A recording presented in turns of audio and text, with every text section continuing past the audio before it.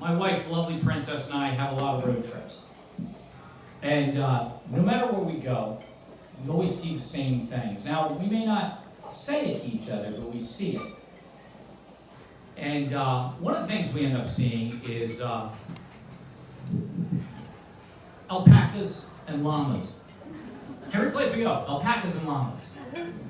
But you know, you really can't tell the difference between an alpaca and a llama unless you're really skilled at it. And I'm not, and neither is she.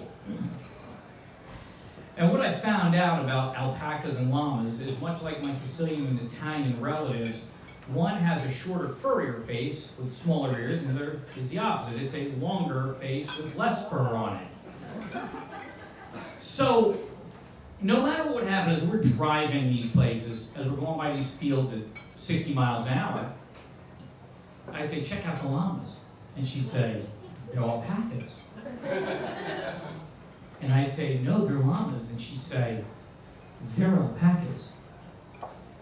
So this has gone on for years, decades, if you will. So one day, one of the rare times, she was flying in my hot air balloon. By the way, do you know how you know the hot air balloon pilot in the room? Don't worry, he'll tell you. So we're flying in my hot air balloon, and we're out towards Malvern, or as Harry Callis used to say, Malvern. And we're flying along, we're coming up on this quarry.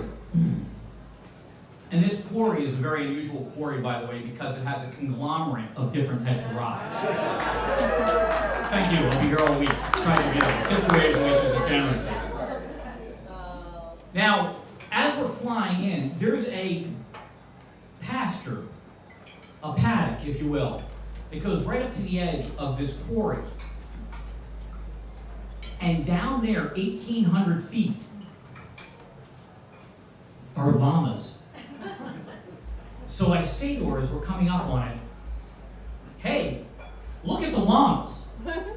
To which she immediately says, they're alpacas. I said, certainly, they're llamas. And she says, they're alpacas. Now what she doesn't realize is during this time, I've now set the aircraft into about 800 foot a minute descent. Because I'm finally going to prove this to her because we're not driving by at 60 miles an hour. Because it really doesn't do 60 miles an hour. So we're coming down, and I level out at about 200 feet, very rapidly. I come out, and I level out.